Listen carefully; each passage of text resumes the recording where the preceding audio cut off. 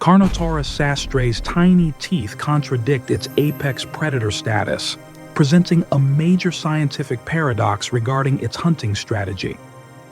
We often look at the reconstructed skeleton of Carnotaurus sastrae, the flesh-eating bull, and assume a foundational completeness, a comprehensive data set that logically dictates its every functional detail. This is a profound misconception. The reality of the fossil record, especially regarding the type specimen MayCNPV-CH894, presents a scientific paradox. We possess one of the most exquisitely detailed, high-resolution theropod skulls ever discovered, yet the postcranial skeleton suffers from a devastating degree of taphonomic incompleteness and compression, creating a vast analytical chasm in our understanding of its locomotion and biomechanics. The assumption that the head dictates the body's mechanics is precisely the pattern we must interrupt.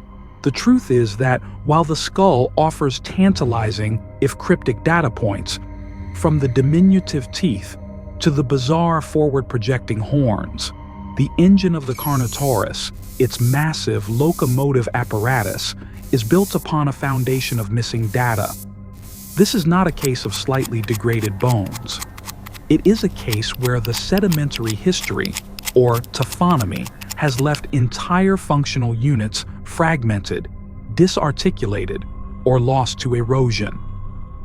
The sacral region, the junction of power transfer, is compressed. Key sections of the vertebral column are incomplete. Most critically, the architecture of the caudal vertebrae, which anchored the colossal M, caudofemoralis longus, the dinosaur's primary engine for femoral retraction, is a matter of rigorous reconstruction rather than direct observation. How, then, can we rigorously deconstruct the bizarre speed and agility attributed to this survivor when the very structures responsible for it are largely assumptions built on comparative anatomy? The answer lies in moving beyond the aesthetics of the fossil and applying precise biomechanical modeling to the remaining evidence. When we analyze the field notes and the subsequent preparation of the specimen, we see that the preservation is heterogeneous. The skull is an anatomical marvel, exhibiting features that have allowed for detailed CT scanning and analysis of the brain case and nasal passages. The dermal bone, studded with osteoderms, speaks to a tough, resilient hide. But moving rearward, the information rapidly degrades. We lose the crucial three-dimensional spatial relationship between the ischium, pubis, and ilium, the foundational pelvic girdle that generates leg power. This lack of certainty in the pelvic orientation fundamentally challenges any simplistic assessment of the animal's gait. Furthermore, the famous, almost vestigial forelimbs are preserved, albeit awkwardly positioned. Yet, even their reduction raises profound questions about evolutionary trade-offs. Did the investment in its massive hind limbs and specialized caudal structure necessitate such an extreme reduction in the forequarters? The scientific paradox, therefore, is this. Carnotaurus is simultaneously one of the best and worst preserved large theropods. It gives us unparalleled craniofacial detail, but forces us into heavy reliance on inference for its core mechanical function. This is where our role as researchers begins, to fill the data gaps with rigorous, evidence-based hypothesis testing, ensuring we clearly delineate between what the fossil shows and what our models propose. Now, let's open the scientific record and begin the rigorous deconstruction of this bizarre survivor. The analytical deep dive into the Carnotaurus fossil record necessarily pivots from mere observation to rigorous biomechanical modeling, forced by the sheer volume of missing or ambiguous data. The crucial scientific controversy centers on its speed. Was it a comparatively slow-moving ambush predator or an exceptional high-speed sprinter? To address this, we must reconstruct the engine, the tail and hind limbs using the most rigorous comparative techniques available, specifically focused on two pillars: caudal anatomy and femoral mechanics. This point is clearest when we examine the 2D vector diagram of the cranial cross-section of the caudal vertebrae from closely related abelisaurids and overlay the preservation data from MACNPV-CH 894. The actual Carnotaurus caudal vertebrae are too fragmentary and compressed to precisely calculate the leverage of the M. caudofemoralis longus, the M.CFL, the large muscle that pulled the femur rearward and was the primary source of thrust. However, the presence of long, distinct transverse processes on the mid-caudal vertebrae, even in their crushed state, suggests a significant anchoring surface for this muscle, aligning with the pattern seen in fast-running non-avian theropods. The scientific consensus posits that Carnotaurus was a cursorial, or running predator, citing the morphology of its slender, elongated lower legs, the tibia and metatarsals, relative to its femur. This ratio suggests high acceleration and speed, an adaptation for chasing down prey. This hypothesis is supported by using finite element analysis, FEA, where researchers create a virtual 3D model of the available limb bones, assign material properties, and simulate the stress and strain incurred during a full-speed gait. Using a simple 3D wireframe model created in Blender, we can simulate the loading force on the femur and tibia during the stance phase.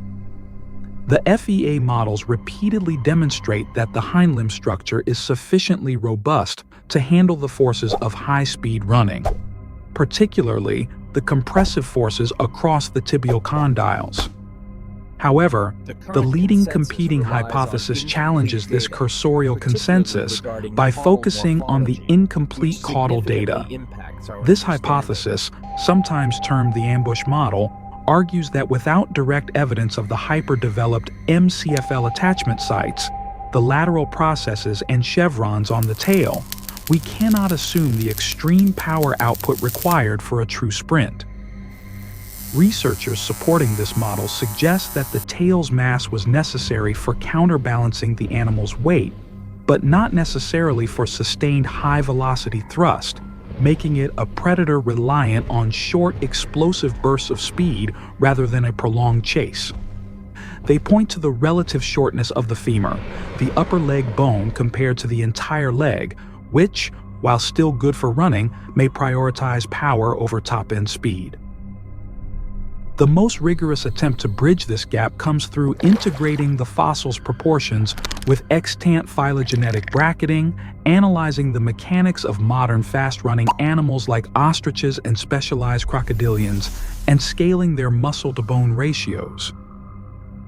When we apply these ratios to a reconstructed Carnotaurus pelvic and caudal model, a model where the missing vertebrae are restored based on the statistical average of related abelisaurids, the predicted volume for the MCFL is indeed massive.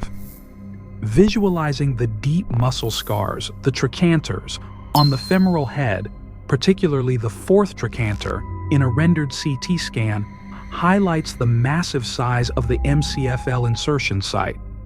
This anatomical feature, which is preserved, is perhaps the strongest piece of evidence arguing for enormous femoral retraction power, which translates directly to speed. The muscle insertion is where the data speaks loudest. An outlier. Disputed study once proposed that the thick osteoderms found across the body would have significantly increased the animal's mass and inertia, making high speeds biomechanically impossible. This view is largely discounted by the scientific community. While the osteoderms existed, taphonomic analysis shows they are thin and scattered over a vast surface area, meaning their added weight or inertial drag is negligible when compared to the propulsive force generated by the MCFL. Our analytical deep dive, therefore, brings us back to the evidence we do possess: the tibia metatarsal to femur ratio, high speed, and the undeniable presence of a hypertrophied fourth trochanter, high power. While the fossil gaps, the missing pieces of the tail, demand caution, the preserved pieces strongly suggest a specialization for high-velocity, powerful locomotion, moving the needle firmly toward the scientific consensus. But with the caveat that its top speed was likely sustained only over short distances, perfectly fitting the profile of a pursuit predator, but one requiring exceptional initial acceleration.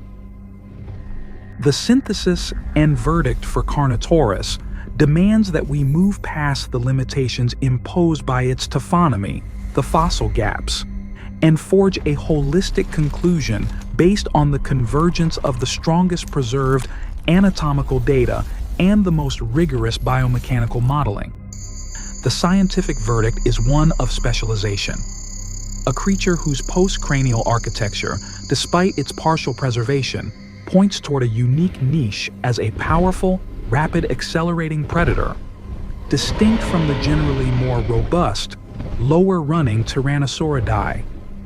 The core of our verdict rests on integrating two separate lines of evidence that survived the rigors of geological time: the lever mechanics of the leg and the head's function.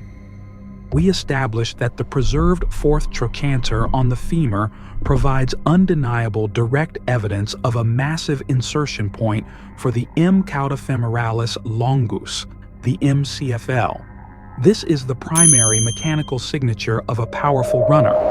In a scenario where the crucial tail vertebrae are missing, the clear presence of the large insertion surface on the femur acts as a powerful proxy for the size and strength of the missing tail musculature.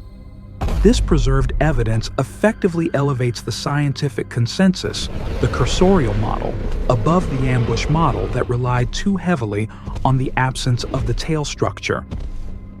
We must conclude that Carnotaurus was structurally designed for high bursts of propulsive power. Furthermore, the integration of its specialized skull morphology, the light construction, the relatively short high skull, and the powerful neck muscles suggested by the nuchal crest must be factored into its locomotion. The head-to-neck mechanics are suggestive of an animal that relied on swift, forceful impacts rather than a prolonged sawing bite necessary for securing fast-moving prey. The synthesis is clear. The animal's engine, the MCFL power, was designed to catch swift prey, and its killing apparatus, the skull, was optimized for a rapid takedown of that same prey.